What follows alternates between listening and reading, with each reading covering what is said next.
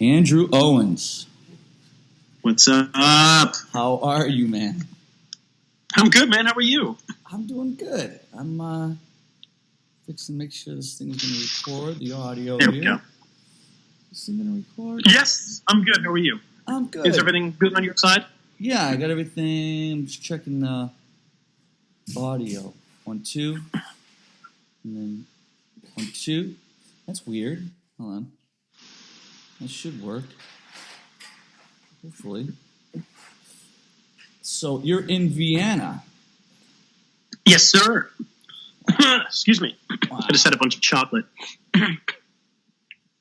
You're a singer and you're eating chocolate? Man. Always. And I know you drink coffee. Coffee, chocolate, alcohol, wine, all the things that are supposedly bad for us. We have to have indulgences, Come on. Absolutely. Dude, it's so funny. I've been following you since I remember you put a thing on YouTube years and years ago where you were talking about an aria with the high D and the high F. And you were, oh my God, that was years ago, yeah. And I think you were in college. I think you were in college at the time and you were like... Yeah. You're like, I was in grad school then. You were in grad school then. Wow. Yeah. Yeah, that's how long I've actually been following you. Oh, crazy, man. Yeah, that was 2000. When was I in school there? That was 2008, I think it was. 2008. Yeah. So this is our 10-year follow-versary. It's so funny, man. That's crazy.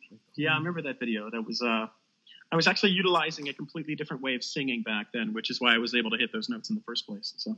Okay, I'm gonna we'll get into that because that's kind of funny that you say that. Yeah, sure. So, what was your introduction to singing? Like, did you want to be a rock and roll kid as a kid, or because I saw being Facebook friends, as things like you love Chris Cornell and you love obviously music like that too, growing up in the same era or whatever. So, what was it that got you into singing, and how did you go the route of I'm going to be an opera singer because that's like super rare?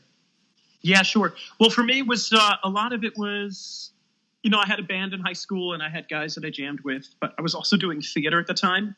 I went to just a public high school outside of Philly called Pennsbury High School, and they have an amazing arts program there, and they really give a lot of attention to music and the arts, which is really wonderful because the school has really produced a lot of really great alumni and people who have gone on to star on Broadway and leading roles, and also people who have come up through the drama program who are doing great things in other fields. Hallie Jackson from MSNBC and Robert Costa, who's on Meet the Press and everything. And these are all people who, maybe not so much Bob, but I mean Bob very much would attend shows and everything. And Hallie did a play with us in high school, and but it was a great start for us as kids to be able to have an outlet to perform. And initially, I just wanted to do Broadway. You know, I wanted to do theater because it was more fun. And I enjoyed listening to opera here and there, but I listened. How old was I? I think it was 14 or 15. I saw a movie of Mario Lanza. Yeah, it was The Toast of New Orleans. Oh, okay. This one movie that a teacher played for us, and that did it for me. I said, I want to do that. I want to sing like that. But I didn't intend on really doing it professionally, like opera. Like I said, I wanted to do musical theater. It was my big passion. And there was in a book I got for my birthday, there was a bunch of people who contributed articles about Mario and their remembrances of memories they had, either meeting him personally or how he influenced their careers. And there was a tenor in there by the name of Enrico Di Giuseppe, and he was a tenor who had a great career at the Met for years, you know, starting from the early 70s up until the 80s and 90s, and, you know, just amazing career. And he was in Philadelphia, and he had his story that he contributed, and I wrote him a letter, you know, the 16-year-old kid saying, I want voice lessons. And he was kind of so enchanted by this letter from this little kid who's like, oh, I want to sing opera and I want to learn how to sing all this stuff. And, you know, he took me on, and I started studying with him. And he would always say, you know, as you go on with your career, you'll notice this and that. And the thought in my head was, man, I hope he knows that I just want to do musical theater. I don't want to do opera. So, but the more I studied with him, the more I liked it. And I said, okay, all right. I think I like this. And his passion for teaching and his passion for the music we were doing really rubbed off on me. And, you know, he and I got very close. He passed, unfortunately, in 2005, but we were very close. He was very much like a grandfather to me. And so, you know, he kind of laid the foundation for that very old school bel canto technique that I've been very kind of fortunate to have been exposed to. Between him and my next teacher, Dominic Cossa, and my current teacher, Jack Livigni, it's all just a very old school Italian vocalism, which is, you know, very healthy and a very great way of singing. And yeah, so that's been my instruction. How did that change much from, you said that video, how did that change from that time to what it is now? Or did it change that much, or did you just mature as a man and it got... You know, it was a lot of it was learning about different vocal function. For me back then, I was producing a lot of my really high notes in like a kind of like a mixed falsetto.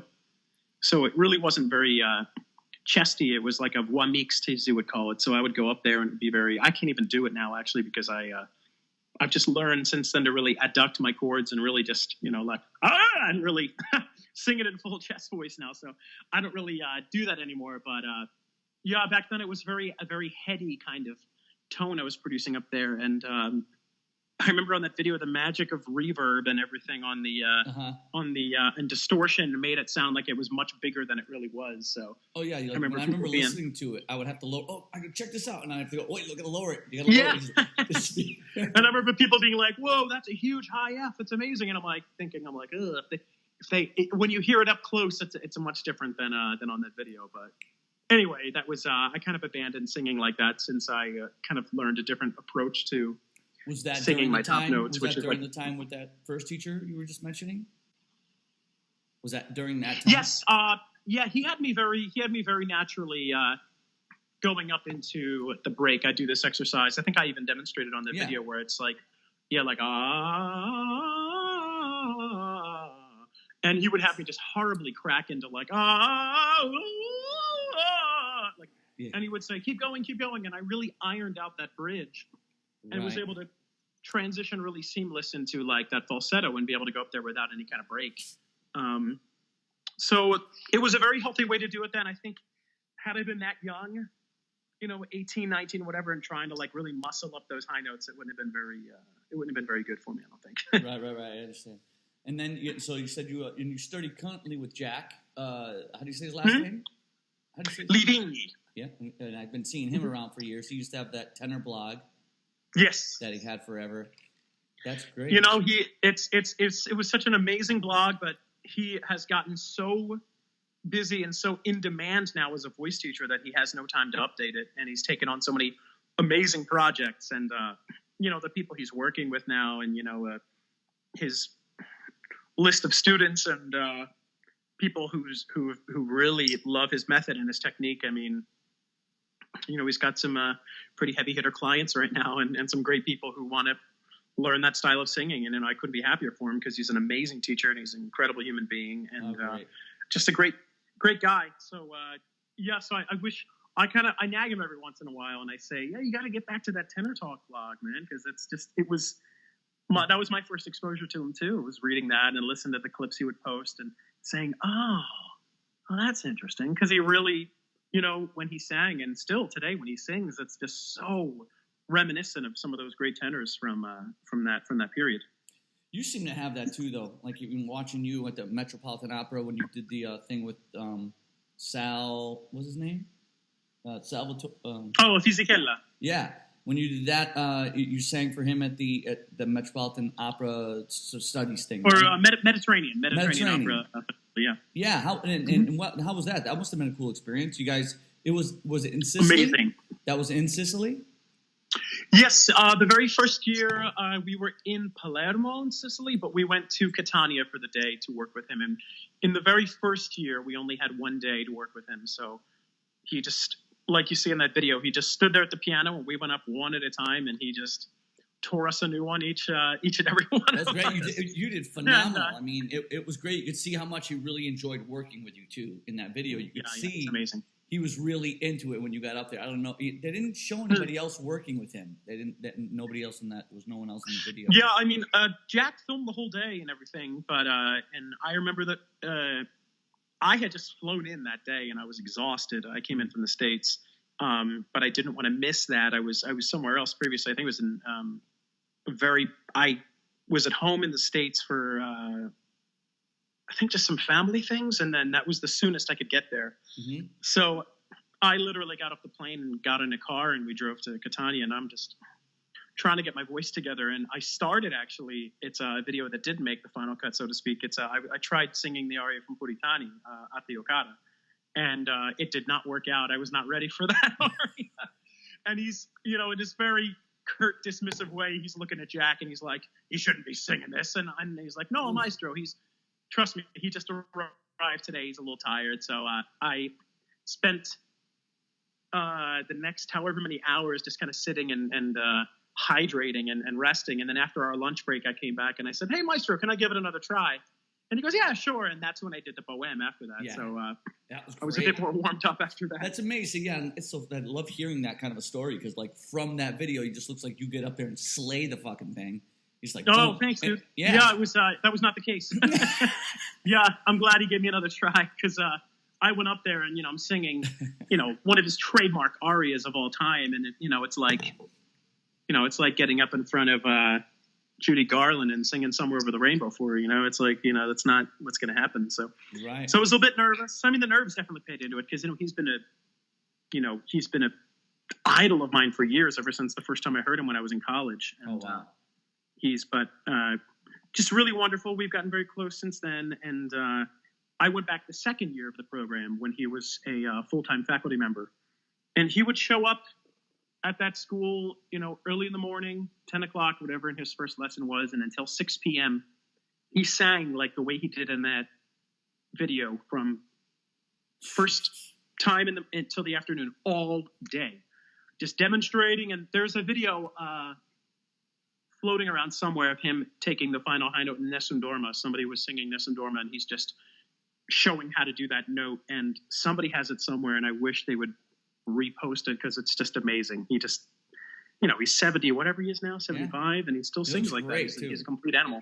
And he looks great for his age. He looks killer. He does. He does. And hopefully that's the Sicilian genes, because I'm Sicilian, so I'm hoping that I can. Nice. I actually we're all still kicking it out. I'll just be happy if I'm kicking at 75, let alone singing. Yeah, I went to Sicily 2 years ago. Me and my wife. Oh, nice. Where'd you go? We went to we stayed there for like 14 days. It was like that was our honeymoon. We had been married like at the time maybe 5-6 years, and we just never took a honeymoon. We were always busy. Yeah. So like I want to go there. I've always wanted to go there. She loves to travel. She travels with a friend all the time. But we went there and we flew into Palermo, stayed there for 4 or 5 days. But from there we had rented a car, so we drove over to the beach. Was it San Capolavito on the way on the west? Is it the west side?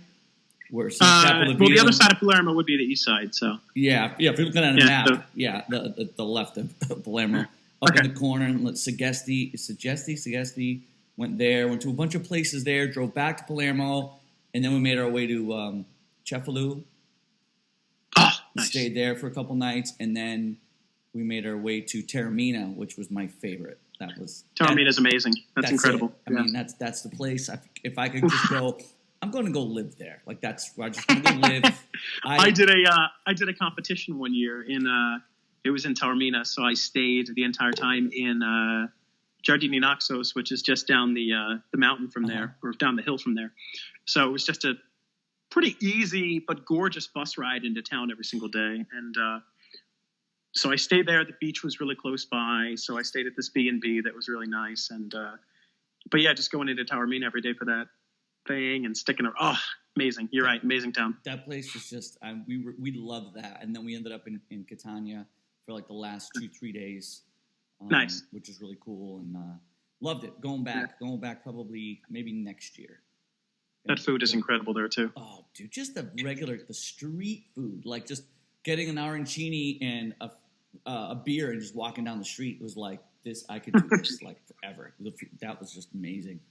Everything was super. No, it's perfect. Food super clean, easy to eat. Like I love it. Sicilian cuisine is something else. I mean, up there with like the stuff you find in Naples. It's the same thing. It's incredible. We almost went over. We were gonna go over it. Was it Messina or whatever? You could take the little ferry across. Mm-hmm. We were gonna. We just didn't. I said, okay, next time we do that because I want to go. We're gonna go get pizza in Naples. We're just gonna go over there and then drive up. Yeah, you know. I did that. I was in Rome with my fiance. We had a little vacation we gave ourselves. So we're in Rome, and she just happened to be looking at train tickets, and she's like, there's like a weekend really cheap price to go to Naples. And she knows I've always wanted to go to Naples. It's a dream of mine, just being obsessed with that culture and the language and the music. So we got on the train and we went, and we just so happened to meet up with a friend of mine, another tenor, actually, Rene Barbera. Him and his wife they were singing in Rome, and we had hung out with them in Rome a couple times, and they said, hey, we're going to Naples for the day too. So we hung out, and we got pizza, and we got sfogliatelle, and we got baba, and we got caffè nocciola, and all the great stuff, and we just stuffed our faces for the time we were there, and had a really nice time. So it was good. The food there, it's just it's the best. It's cheap too. It's so cheap. It's unbelievable. Yeah, I went to Spain in December. My daughter was there for a semester, so me and my wife went to Spain this past semester, and for about a week, and I didn't like the food as much. I was not impressed as much with the food. I love their bocadillos, their sandwiches. Mm-hmm. Awesome. That was great. I was stuffing my face all day with those, but I didn't find a lot of food. The paella, some places great, but nothing. Nothing like Italy. It was just nothing like that. Yeah, it's not the same. Barcelona when I was in Barcelona, the food was fantastic there. But the problem I couldn't adjust to was just I'm not a late eater. I don't like to eat late. Oh my God, they eat so late, dude. So I did not like roaming around and it being 9 p.m. and then the restaurant was closed and they're just walking in to unlock the door, and I'm like, I'm sorry to be a singer, but I can't be sitting here eating at 11 o'clock and going to bed and singing the next day. Yeah, you get that. A lot of times in Barcelona, I had to miss dinner. I would squirrel away something for breakfast, and I'd sit there and eat. And then all the restaurants are opening, and people were like, "Why aren't you going out and eat with us?" I'm like, "I can't, man. I'm not going to eat at midnight and then wake up and have to sing at 10 in the morning. I couldn't do it." Yeah, do you get like acid reflux and stuff like that? Does that ever hit you? Oh yeah. I mean, I've learned to kind of taper it. I through many different experiments, I realized exactly what my triggers were, and then more importantly, what was okay. Because I used to do completely like get rid of everything and then slowly reintroduce it back into my system and see what worked and see what didn't work. And thank God coffee isn't really an issue for me. I can do coffee. What I don't do is really, really hot, spicy things does not work well with me, and really tomatoey things I can't do. But but greasy too. I really can't do really fried and greasy. So there are little things I save up for when I know I don't have to sing for at least a few days. Yeah, and then you just time it. Myself. Yeah, you just got to time it, right? That's what I do. I just time it. I just go, okay, I just know that I can, what time of the day I can't eat these things, or what time is not a good idea for me to eat these things. Yeah. That's totally true. Did you ever sing any sing any rock and roll or anything like that?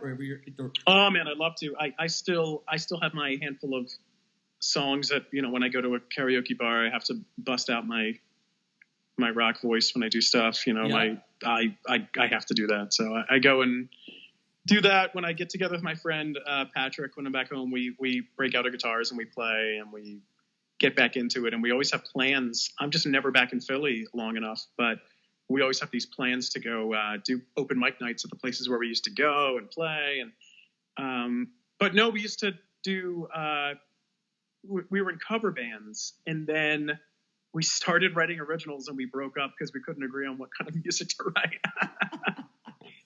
They wanted to do more punk stuff. They wanted to, more upbeat stuff, and I was trying to play more singer-songwritery kind of things back when we were going, with a bit of a rock edge to it. But we definitely disagreed in that department, and we didn't want to just be a cover band, and we wanted to write originals eventually. So, I went solo after that. So it was me and my guitar going to open mic nights before I just stopped performing altogether and just kind of played to myself. Well, I saw that you're going to be in Philadelphia doing an opera there, right?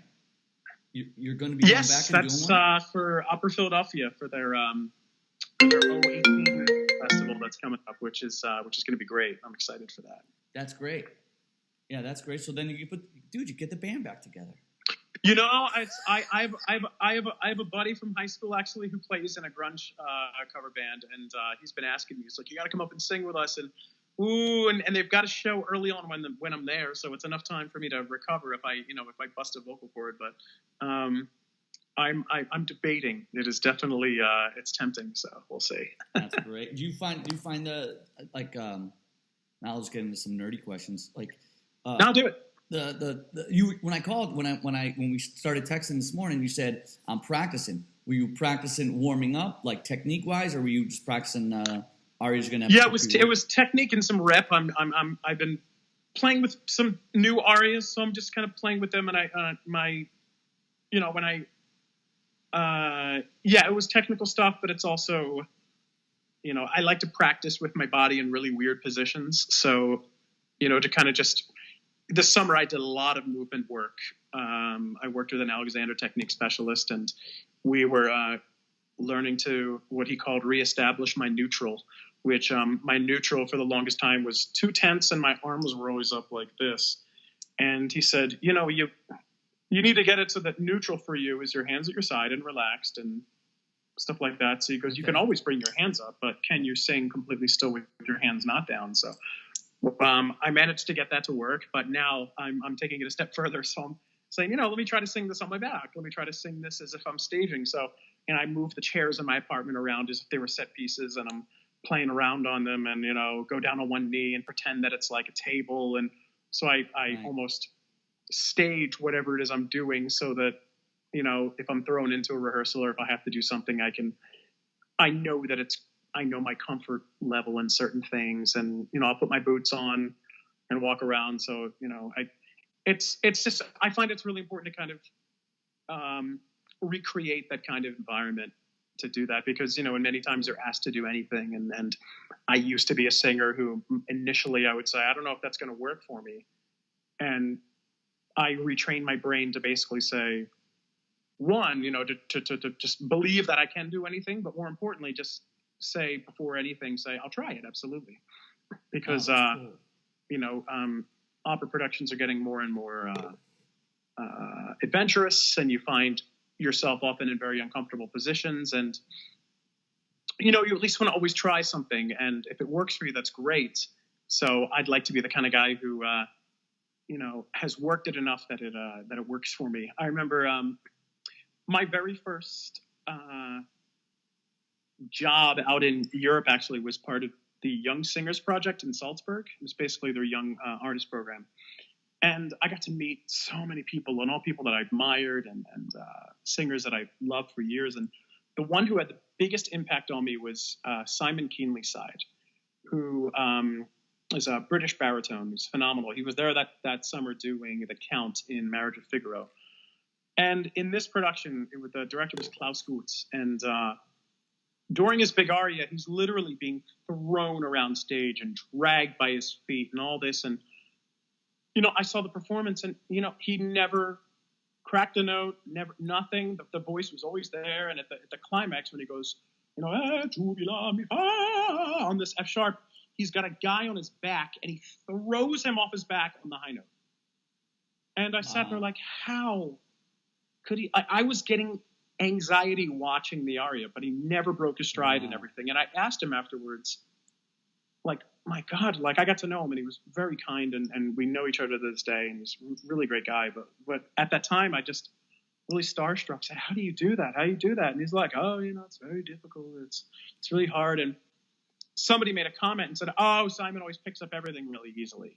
And he said, actually, no. And he made this comment, like not arrogantly at all, because he's a very modest man. And he just said, when everybody's sitting here, after rehearsal, coming down here and having a drink, we were at this restaurant. He said, well, everybody's coming down here and unwinding and having a drink and relaxing and at the bar and stuff. He goes, I go back up to the rehearsal hall and I practice again. And he said, and I go to the empty hall and I throw myself around and I do this and that so that the next day it feels more comfortable in my body. Or I go back to my apartment and I configure my apartment to make it look like the hall, and I practice until it sort of feels comfortable. And I go, so that the next morning I go in and I do it, and I'm not wasting the director's time and my time, and everything is it feels better. And then he goes, I only give off the illusion that I pick up things quickly. He goes, but no, a lot of work goes into it. And I remember thinking, wow, that's great. That's incredible. So it's something that I tried to do myself, that if there's something awkward, I'm not just gonna cross my fingers and say, it'll get there with time. I just give it time. It's like, no, give it practice. Yeah. You just gotta do it. And I want to, if I ever have to tell a director, I'm sorry, that doesn't work for me, I want it to be said so that I know and that they know that I've done everything I can to try. Yeah. So that it's not just me saying, sorry, I don't sing on my back. Sorry, I don't sing this way. I have to be this way at all times. Because, that comes across. And, yeah, you need to be heard. I understand. But you also want to be flexible. You want to create appealing theater on stage. And you want it to look good. So, I just have been trying to get into the habit of giving everything the old college try, as they say, and really working things to make it look good. Such a good thing to hear, because someone, with your talent, they see you on, they see you on YouTube on the thing with the thing you did, the Mediterranean. Mm-hmm. They see it, they'll just think that this kind of stuff comes naturally, like supernatural to you, and then I think, especially nowadays with YouTube and American Idol and The Voice and all these things. Yeah, sure. Everyone thinks it's just like, you just learn how to sing, and it's like, I got it. Yeah. Like, just take a couple lessons and you can sing anything you want, because I got these scales that I practice, so I can just do whatever. And they don't realize that.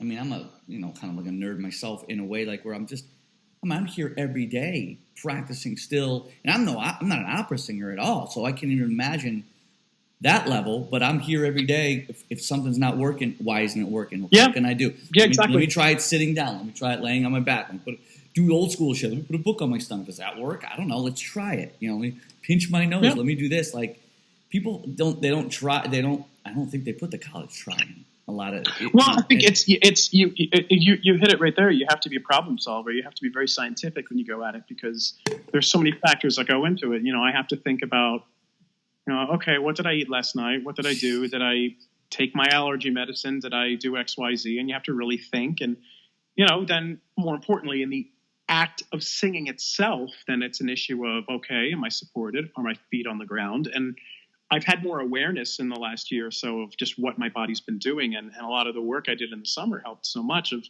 especially that Alexander technique, because, I was able to take away so much tension that I had in my body, because I just believed I had to have it. You need, your body need your to create that kind of sound. There has to be a lot of tension. And then, I had this brilliant teacher in Chicago who's like, no. And my fiance was taking the classes too, and she ran into the same thing where she was producing, and she's a flute player, and she was producing even, soft, beautiful, effortless tone, but she had no stiffness or anything in her body. And she said, I feel like I'm cheating. She's like, I feel like it's too easy, like something should be happening. And this teacher's like, no, and she goes, but I feel like I'm not working. And he said, exactly. So there's times now where I'll sing with this new stuff I had, and I really question whether I'm supported or not. I'm like, no, I'm not supported because I'm not going like this. And, Fisichella in my video was like, no con la forza, no con la forza, don't do it with abdominal support. And he's sitting there like in that video saying, no, because, I'm crunching down and this and that. And I believe for the longest. Telling you to let it breathe, like on the high note, mentally keep expansion. breathing. Yeah. Just to have expansion in there. And it's very true, because I just am kind of surprised at how little rigidity I need. And this last production I just did in Seattle of Beatrice and Benedict, it was very athletic, and we're jumping all around the stairs. And it's something where if I had this production a year ago, I'd have been like, oh no, stairs, I'm going to be out of breath. Oh no. And I just was bounding up them and being a goofball and like pratfalling all over the stage. And I never thought that it threw me out of alignment for singing, possibly because I just knew what I was doing did not need that kind of tension. So I knew that I could jump around and wiggle my head and it wasn't going to affect things. It's like, yeah, if I've got a difficult phrase, naturally I got to plant myself a bit and settle down. But I knew that it wasn't going to distort my singing so grossly that I could do that. And a lot of that was the training I was doing. So what do you figure that is? Yeah, I mean, what do you figure that is? Like, do you ever have those days? We all have those days.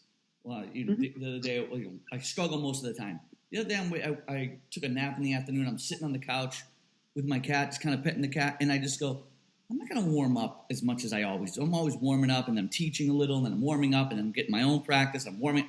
Mm-hmm. And I just started singing on the couch in this weird position. Everything was beautiful. Yeah. And I was like, and I'm literally going, all right, what the fuck's going on?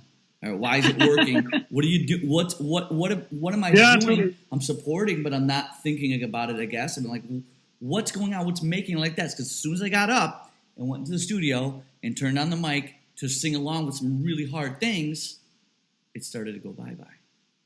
Yeah, and it started going, and I was like, no. And I was like, don't go. Don't. What do you think that it's obviously a balance between the air, the vowel, the buzz, whatever. But what do you think that is? I mean, it's the same with. I remember I recently made just some recordings with somebody in Seattle, and we ran through them. We ran through it because we had never played before, myself and this pianist. And I sang everything, and instead of just marking it, I wanted to sing it full voice. And I sang it just in my head. I'm thinking, all right, we're just kind of running through it. And in my head, I'm thinking, God damn, I'm making some really good sounds. This sounds amazing. And then we turned on the recorder, and I didn't make the same good sounds because I said, I'm recording. It has to be perfect. Every single note, I have to think about it. No, the first time I was just making music for me. I wasn't thinking about every single phrase that came. I wasn't saying, okay, this is going to be,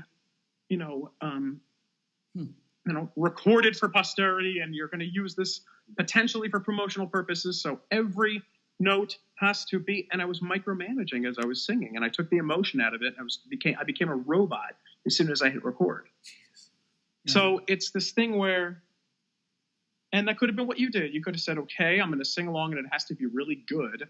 Whereas when I was just practicing with him, I just was loose, and I was making music, and I wasn't thinking about the recorder, which is why somebody I knew who was a concert pianist, he said his mentality when he performs, when he goes out on stage, is he bows to the audience, whatever, and he says to himself in his head, he goes, it's like his trick. He looks at the audience and says, wow, what are they doing here at my rehearsal? Oh, well, they can listen if they want to. And he sits down and he just thinks like, I guess it's an open rehearsal. And that's what he has tricked his mind into thinking. So he plays like he's just doing a rehearsal. Amazing. And that's what he has kind of tricked his head into. He's not like, okay, I'm going to perform. Because he's like, the second I think, okay, here's the performance, and he starts playing the stakes, he psychs himself out. And I think a lot of us have done that. Conversely, there's a lot of people I know who thrive on the performance, and they just get bored in rehearsals. And that's the rehearsals when they micromanage, and they say, okay, every detail has to be great. And then when they go on stage, they throw it all out and they perform. And I know a lot of those people too. And those are the people I envy, because when I go out on stage, sometimes I'm doing it less and less, but it's like, okay, I'm performing and I have to make sure you all hear the technical proficiency in my voice instead of just performing. People don't want to do that. And it's something that Jack wrote in his blog one time. And he said, there's nothing more selfish than watching a singer who's on stage singing for him or herself. Like they're on stage, like having a voice lesson. They're on there like going, and trying things out. And they're shutting you off because they're saying, I'm worrying about myself. I'm thinking about myself. And they're not giving. They're not performing. They're not giving to their colleagues on stage. And they're not giving to the audience. And it's really one of those, because I've sat in on a couple performances when I've watched people, colleagues or just singers, and you can see that maybe they're not having a great night or something, and you can see them really just planting their feet, looking down to the floor, and just trying to get through it. Mm-hmm. And you think to yourself, oh man, like you feel a little cheated. But then you don't realize, or maybe I didn't realize, I'm like, yeah, I've had a few moments when I've done that, and it's really a shame that I've really alienated my audience in that moment because I was too selfish and I was too busy thinking about, I got to make sure this note comes out, instead of just giving, because that's what people want. They want to come into the theater and they want to be moved and they want an experience, and they don't want to be wowed by technical proficiency. Like, yeah, sure, they're going to appreciate it. It has to be, but in one sense, especially your world. My world, different. My world, you could it's true. Throw it against the wall, see what sticks. Sometimes that sounds better and cooler than trying to be technically proficient singing soul music or rock music. It's like, it's not supposed to be. But in your world, there's a technical side of it that everyone there's a ideal sound that everyone's waiting to hear. They are. They want to hear something which is the pressure is enormous, and it's been that way tough. When I've seen I've seen Broadway shows and I've seen them kind of like singers, and having to perform 8 times a week, and I've heard them kind of go up in flames and really mess up, but the audiences, they're very appreciative and they don't notice half of it. And maybe I notice it because I'm keenly aware of when something goes wrong vocally, or like going to. I'm often disappointed sometimes when I see a lot of live rock acts because it's not as good as what they put down in the studio.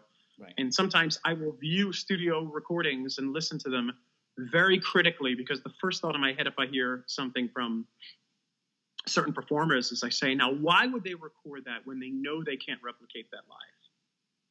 Because I've seen enough shows when, I was really into, emo bands and stuff like that back when I was in high school, and going to see somebody going to see Further Seems Forever, or going to see Dashboard, and have them come to the big money note and take the microphone and aim it out to the audience and be like, no, you sing. I paid money to hear you sing that note. Yep. And getting really frustrated and see him every 5 seconds put the mic out to the audience. And I get it. He's saving himself. And 99% of the audience doesn't care. They're just singing along. Right. But I'm that 1% idiot who's judging them on vocal Not idiot. That's it's your profession, so it's like you have to. I know, but it's taken the joy out of it for me, which is why, one of my heroes is Ryan Adams, and every time I've heard him live, it's flawless. He sings so beautifully. Yeah, he sings seen him a couple times so emotionally. I've never heard him not sing well. I mean, everything sounds almost better than what he puts on a record. Did you see the concert where he did? I saw him in L.A. at the Wiltern, where he came out with the band, and the band went, and then he came out with just a stand-up bass, or just someone playing stand-up bass, him playing acoustic and singing, and then that went down, and then he came back up with the band or just played acoustic by himself.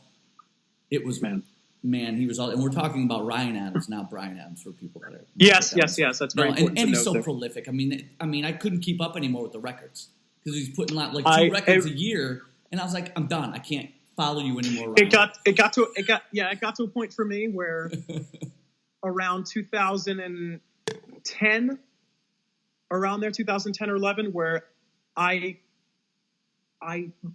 was in love with everything he wrote, that when he released anything, I immediately bought it. I didn't even question it because I knew I was going to love it. And there have been so few misses in his career as far as I'm concerned. Like he doesn't do it as much anymore, but he had the Paxam single series where he started every month he was releasing a single. And it was like a 2 or 3 song single that he came out with. And they came out, I immediately bought them immediately. Yeah. And like he released, and they're so diverse. Like he released a punk album. Yep. Called. Did you listen to the punk album? I know. I remember. I think that was right when I was just like, dude, I can't keep up. It was after Rock and Roll. Was it Love Is Hell? Love Is Hell was after that. It was after albums. A lot of them actually. It came out after. I want to say. He was doing like the double Ashes albums. And Fire. It was after Ashes and Fire and right before the self-titled album.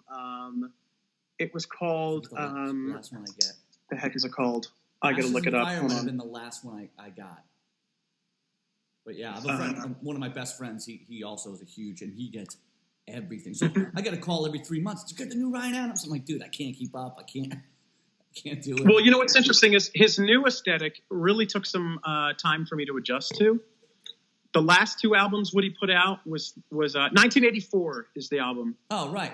It's just it's literally the album is all of like 8 minutes long, but it's an 11-song punk album, and it's a legit. Where'd you go? Hold on. Movie video. There we go. And it's a legit punk album. I mean, it's like really good, and he played every single instrument on the album, and it's just a legit good punk album.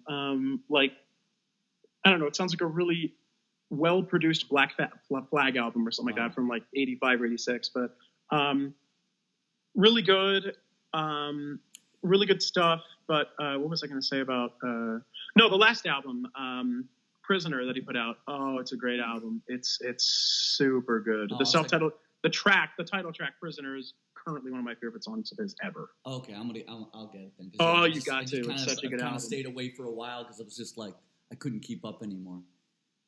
It's so much stuff, but it's like he's the guy that I will buy everything of, and I will just listen to it and find a way to. And he's got stuff that like, he's got some Cardinals stuff from when they were playing that he's put out that got no commercial success, like the double album 3-4. Yep. Like it's amazing. It's an amazing album, and nothing came of it. And there's so many good songs on there. No, nobody really. Whenever I say him, no one ever knows who he is. No, they say, "I never heard of that guy," or like. Yeah. Let alone Whiskey Town or anything that he put out before that. That's way over. Yeah. Real good music too.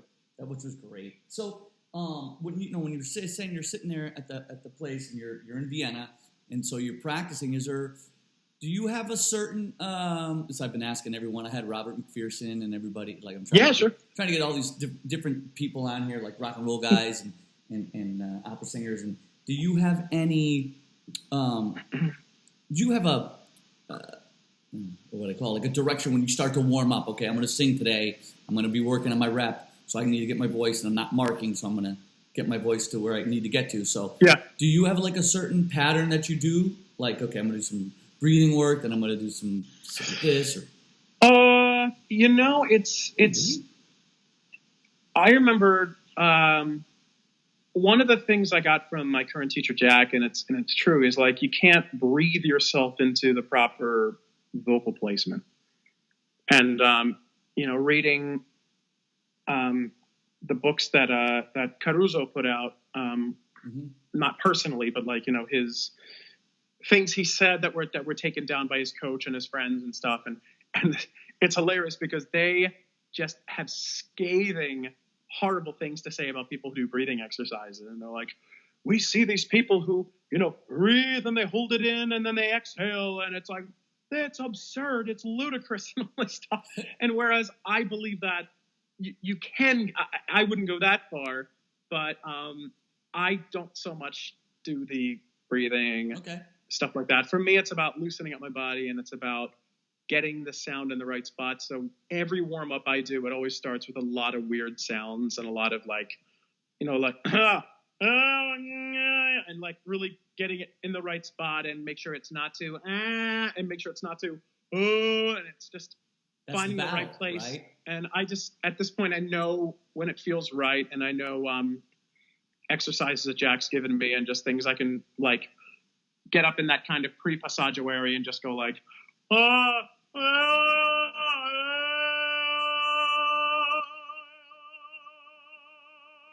like feel that like, okay, that's striking in the right spot, so I can now continue and stuff, and then try something out. And if I don't edit too much. I really try to sing through something all the way.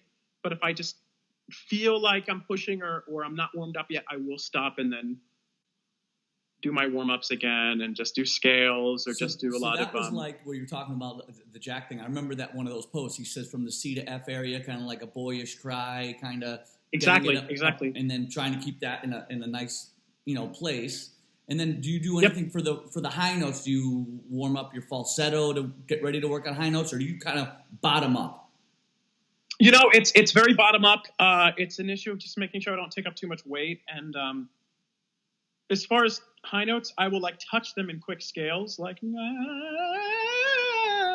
stuff like that. Mm-hmm. So I will feel them out, but I don't do as much work on them as far as like doing scales with high notes and like long sustained ones. I know they're there. It's like it's mainly just lower stuff that I've been working on, trying to make more resonant and more uniform with my voice. Because not to sound like a total tenor, but like I've never had issues with high notes. They've always been like they were the first part of my voice that developed. Right. I have I'll send it to you privately, but I have a video of me in like a junior in high school singing in a choir quartet, singing the Star Spangled Banner at a football game.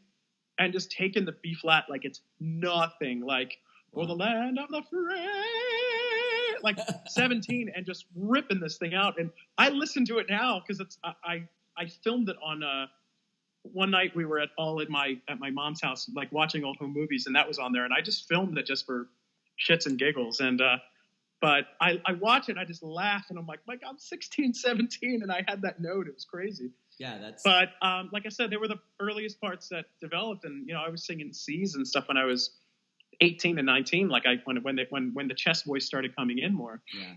But it was the other area of my voice that was a mess. Like I would see an F sharp or a G on a piece of music, and I would panic because I didn't know how to sing it.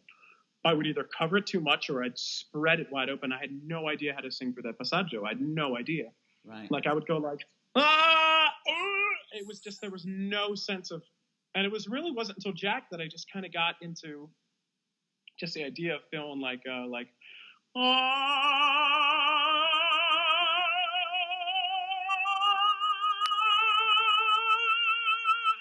be able to go through that with like seamless, like without feeling like there's massive gear shifts. And like it's like a laser beam too. It's like it's totally the same spot. It seems. Yeah, it's just like if it's always striking that like right spot. It always feels easier for me if I make sure. And I now know.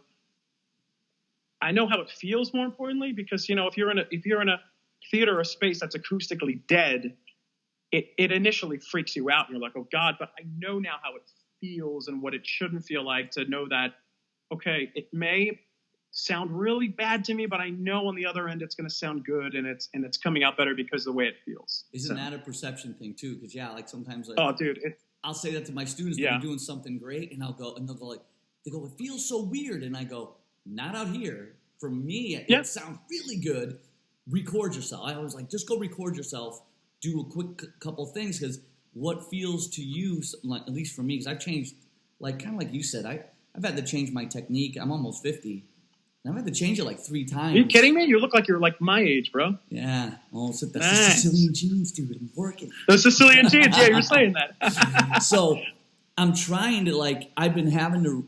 I've recently redone my whole voice again. Like And now I'm walking on eggshells because I can't go back to the old way. When you said your old video, it really struck me with that video that you had up with the Puritini, whatever it is, the high F. Yeah. When you mentioned that and how you sang different, it was like a reinforced kind of falsetto on those high notes. That's how I sang my whole career I was a corporate band wedding singer. Like, I worked 5 nights a week. And that's how I sang. People always say, how do you do that? I'm like, it's kind of like falsetto. I just kind of lean on that spot, and it works really good. But absolutely, yeah. But I did that forever, and now the last bunch of years, it started to go. My range started getting worse. Well, you're getting older, but I mean, more importantly, it's just like you listen to anybody now. Like, I when was it? I saw when I was in high school, I saw Jane's Addiction, and all their songs were like down a third or a fourth. Yeah, and like that I'm cursed with having perfect pitch. Oh, wow. Which is horrendous, and my fiance hates it because something will happen and I'll re-sing it in the correct key. Like, she'll hum something and I have to re-sing it in the right key. It drives me crazy. Oh, wow. Okay. Like, I remember doing a Barber of Seville one time, and the rehearsal pianist is not just a brilliant musician. She's incredible. And we were rehearsing the finale of the and we were just running through the movements, and somebody started singing it in the wrong key, and she just accompanied them, like she transposed in her head and accompanied this very difficult ensemble. And I remember going, no, stop, please stop, because it actually grates on me to do things in the wrong key. So were you born with that? But anyway, were you born with that? What's that? Were you born with that, with perfect pitch? Yes, I didn't realize what it was. I just knew that, like, if I sang something back, it was always in the right key. And wow, like, if I had a song, here's an example. When I was really young, my test for knowing if I was going through voice changes was singing a Runaway Train by Soul Asylum. So if I would go, runaway train, never going back, like, if I could hit those low notes, I knew my voice was changing. And it was always the same key. Like, I had no concept of like, that's just what it is. Like, I'm singing the key that it's always in. So I'm little, I'm going, runaway train, never, and it wouldn't come out. So then eventually I'm like 12, 13, and finally, never going back. I'm like, oh my God, I'm making sound down there. Oh my God. So, but I remember telling people, and they're like, but you didn't have it in the right key. I'm like, yeah, it was always the same pitch. And they're like, wow, you had perfect pitch as a kid. Wow, but like I said, it's like a curse, which is terrible. I have a couple friends that have it too, and I had a guitar player that his name was Danny Weeks. He's brilliant, one of the greatest guitar players I've ever worked with. And we used to do an acoustic gig once in a while, sometimes a band gig, and he would send back clips of the rehearsal with me and him. Yeah. Just no word, like, hey, Dan, your pitch was a little off on this. We were working on something kind of hard. He would just send the video. Like, just the audio with it. And I listen and I go, oh, it's because I'm off. It's because I'm just that little bit up. It's driving him crazy. Oh, yeah. Yeah. Yeah, but like I said, I would go to these shows and I'd know if they would transpose. Like, like 3 Days is like one of my favorite songs. And they're like, that opening bass lick, and they get up there and Flea starts, and I'm like, oh, come on, Perry. It's like the first thought in my head. And I'm like 18, and I can't even appreciate like seeing Jane's Addiction live. Like, yeah, they're older. He can't duplicate like.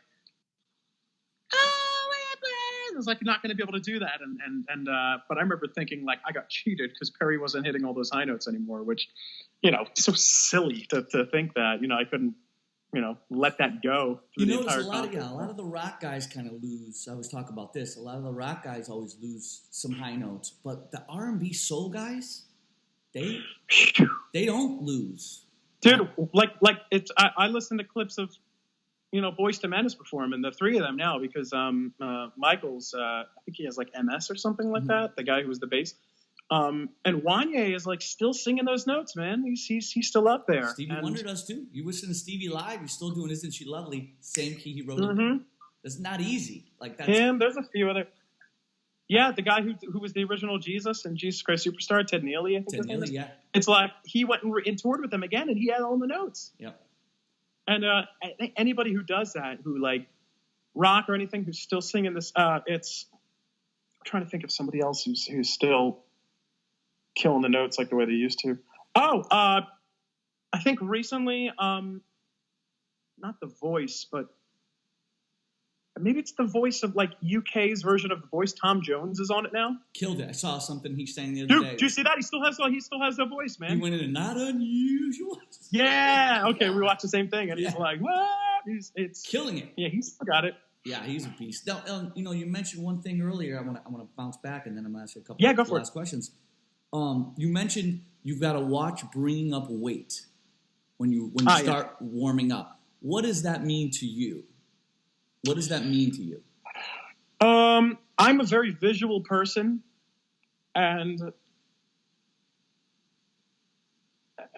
I can almost feel and see mouth position when I'm singing, like without looking, and I associate like a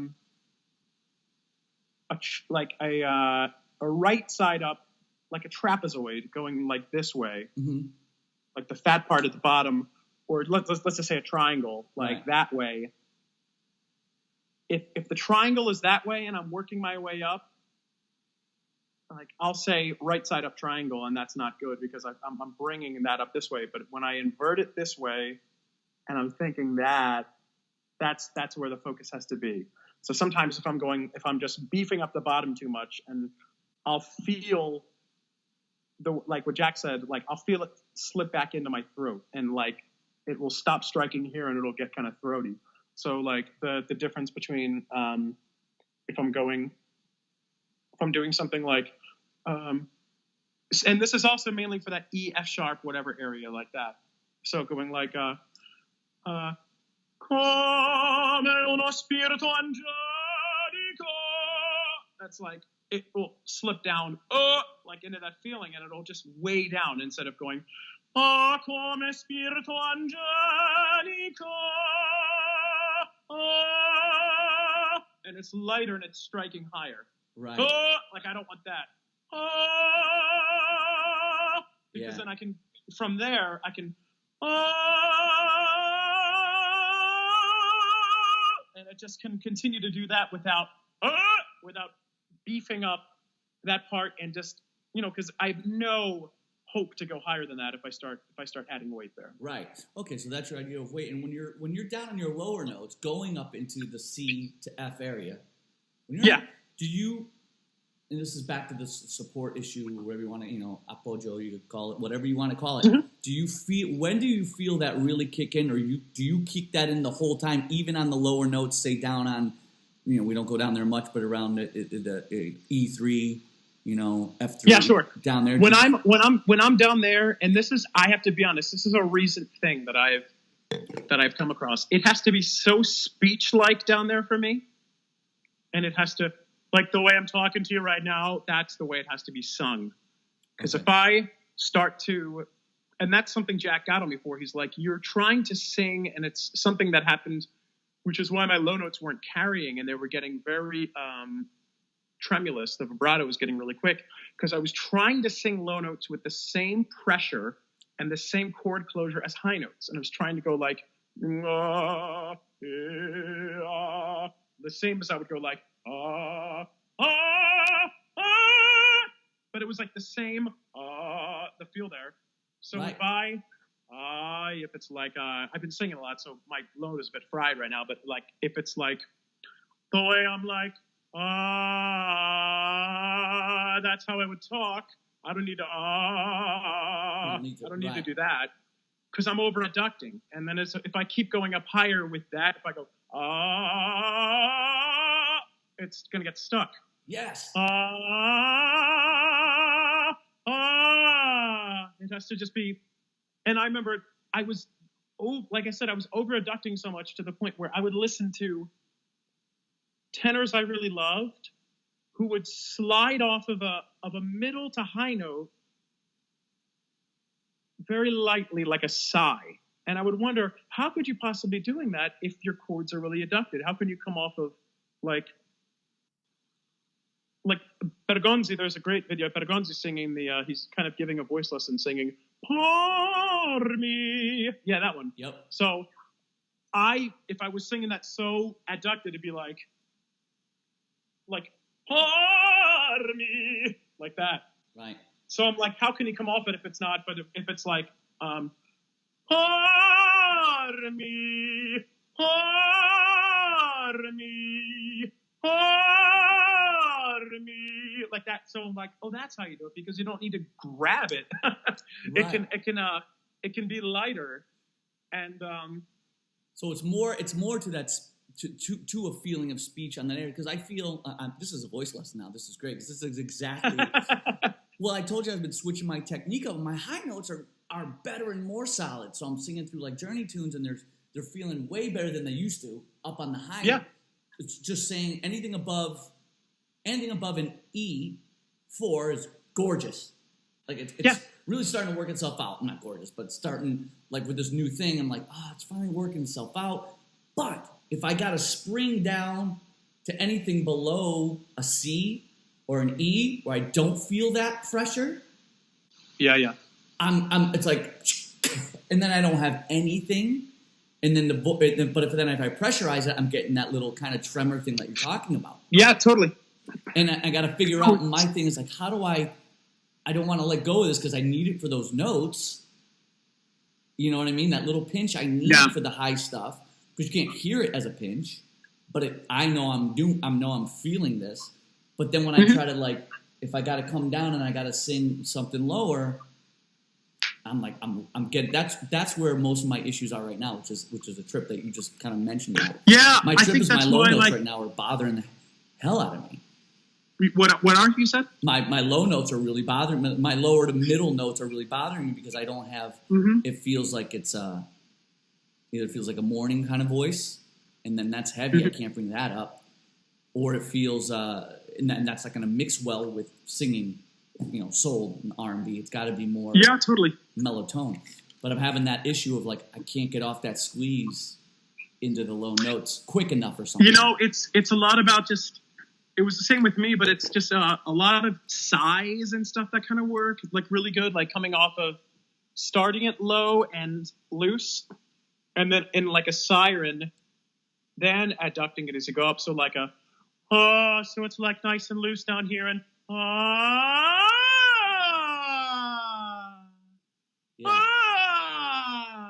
and just doing that. Honestly, for the sake of just having that feel, like overdoing it and letting air out on the way down. Like, it's not what you want to do when you sing, but just the idea of like, and just doing that to like, make yourself let go and not go, which was what I was doing for so long, and wondering why I would come off of higher phrases and then the low note would go like, it'd be like,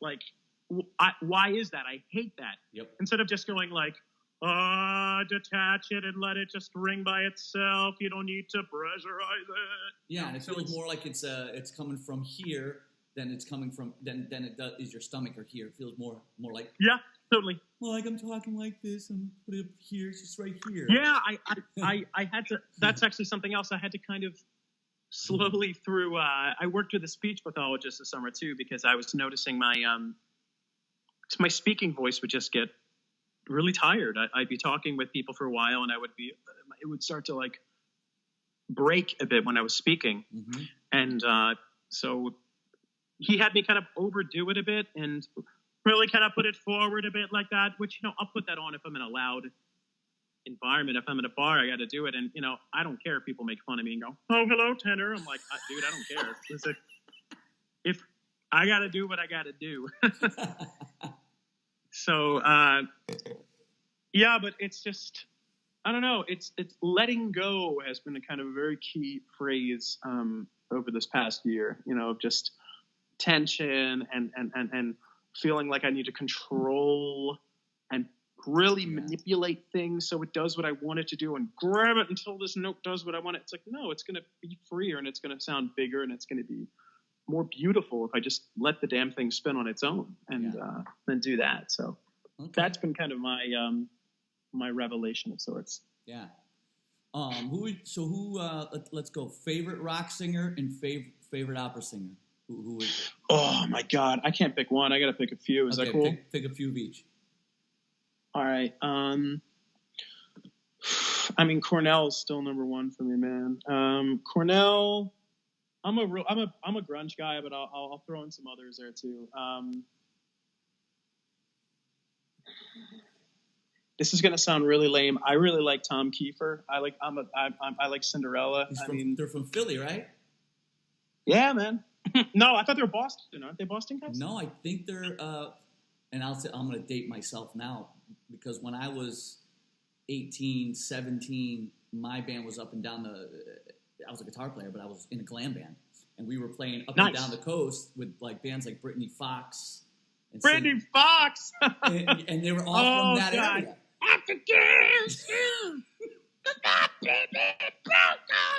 Dude, I'm sorry.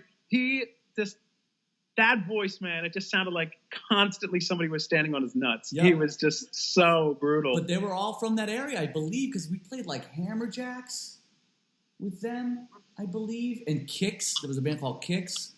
And we played with them, and I'm pretty sure Cinderella, because we played, I think, once with them, and I think it was down towards that area. I met Tom once, actually, in an ENT office. Actually, we both were seeing a voice doctor at the same time. Oh, amazing! And they put us in neighboring rooms, and the doctor was with him before he was with me, and I just heard him over and over again going, "Somebody save me!" Like over and over, like that is cool. That's awesome. Hearing him just like sing that over and over again, I have the doctor go, "Okay, one more time, Tom. All right, one more time, Tom," and I'm like, "Oh, that's so cool." That's Cornell's number one. I mean, even some of the screamers. I mean, like Phil Anselmo, man, Pantera is always going to be one of my favorites.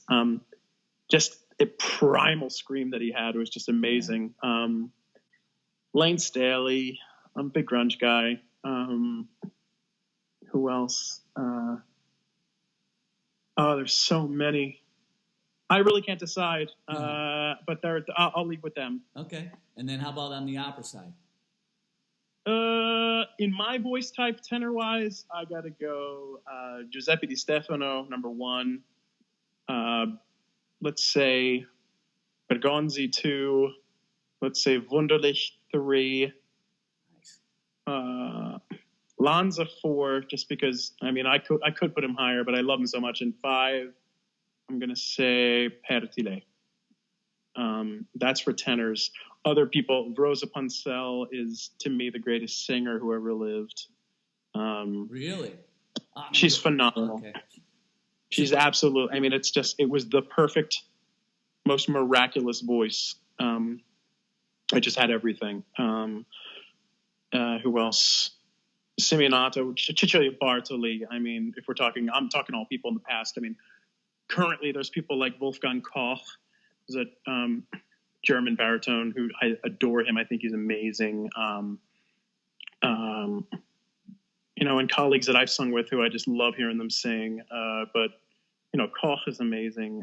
Diana Damrau is always going to be one of my favorites. Like I said, Bartoli, she's a miracle when she sings. But yeah, so those are in the opera field some of my favorites. Yeah, got me thinking about the rock thing now. There's got to be more. Oh, yeah. The fact that you know Brittany Fox, that's awesome. I know.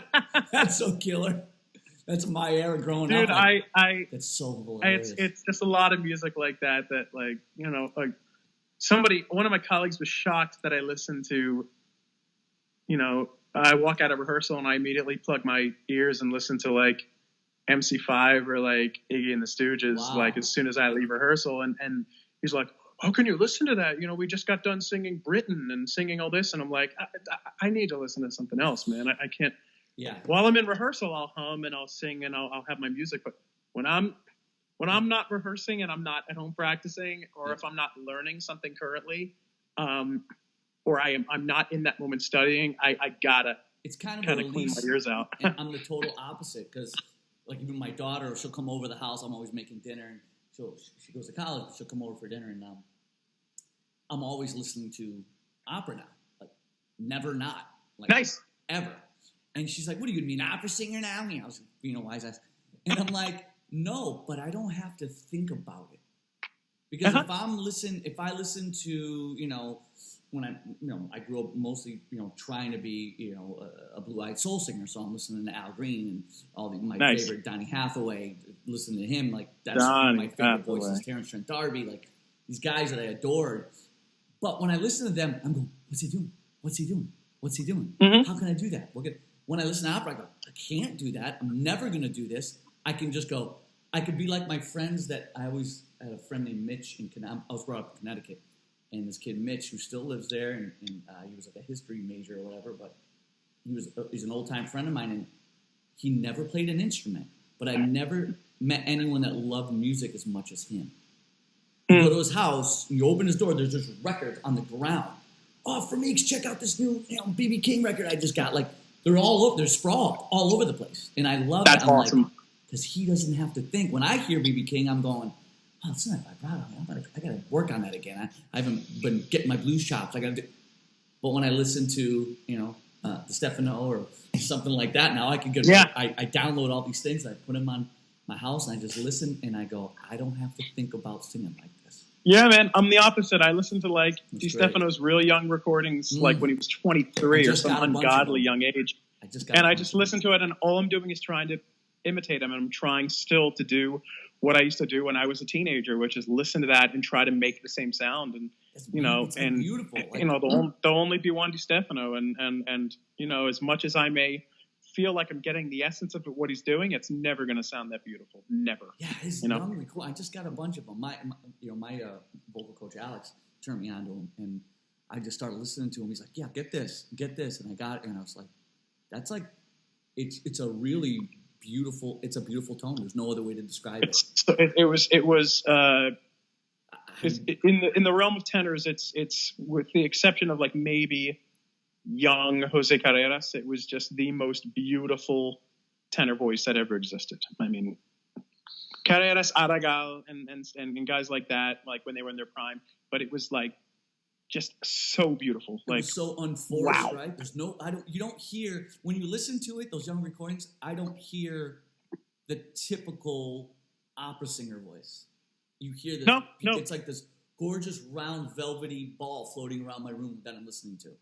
It's just like, yeah. I mean, well, he did.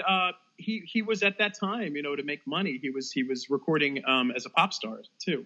Right. So he's got those pop recordings from when he was that age and singing, kind of like Italian pop songs, and they're beautiful. And he sounds great. And he had the look for it. He was a damn handsome guy. Yeah.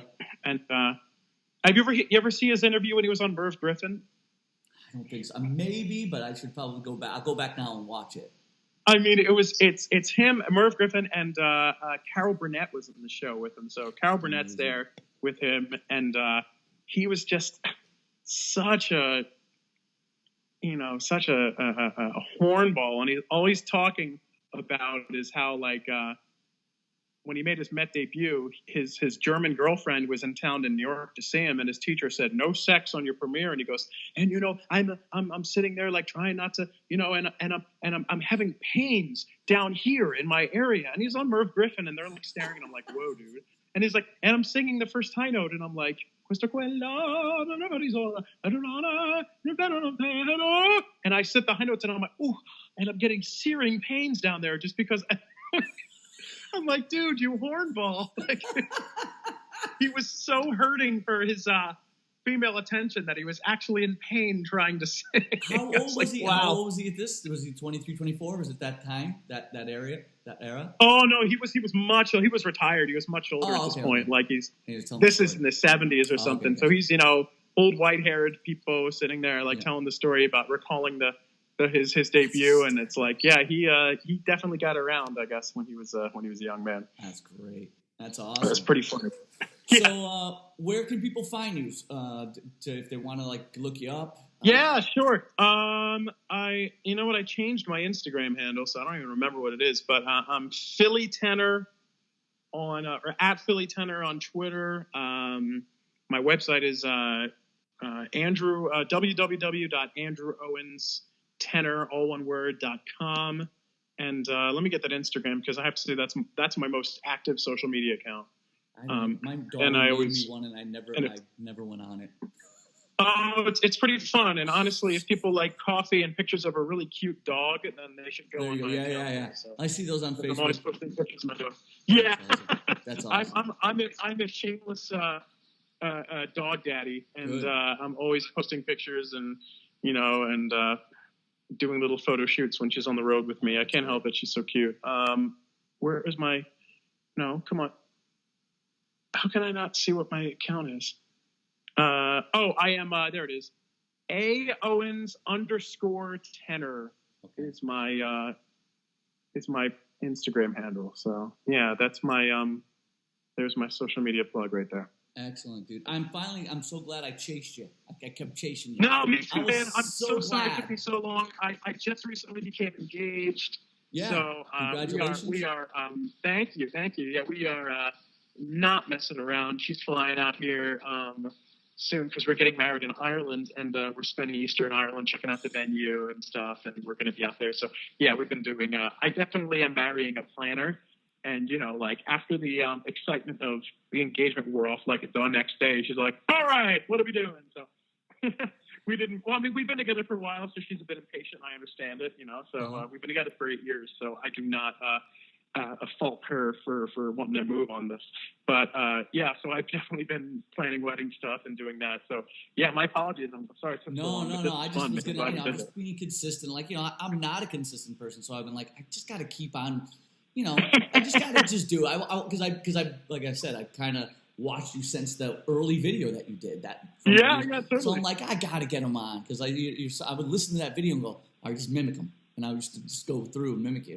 Crazy. So nice. It's great to see you doing. No, I'm glad so you kept well. on me, man. This was fun. I'm glad we did this. Thanks, bro. Appreciate it. Absolutely. And you're going to be. When does the Philadelphia opera start that you're going to be doing? Yes, that is. I don't have the exact dates, but it's going to be the last week or so of September. I don't want to give the false date because I don't have it in front of me, but it's Lucia di Lammermoor. I'll be singing the role of Arturo, which is actually, that was my professional debut. It was the first role I ever sang with Central City Opera when I was a young artist. So I'm excited to sing this fun little role. It gets a nice aria, and then eventually he. Well, you know what? If no one's seen Lucia, I don't want to. I don't give the. Maybe I'll get tickets and no fly spoilers. home. Maybe I'll get tickets, fly home to Connecticut, and come down and see it. Yeah, dude, absolutely. I hope you can, man. That'd be cool to meet in person finally. Absolutely. All right, man. Thank you again. Have safe travels. You got it. My pleasure. Congrats on your marriage and engagement. Thank you. And we will talk soon for sure. Sounds good, buddy. Thanks, all right, man. Take care, man. All right, bye, man. All right, bye-bye.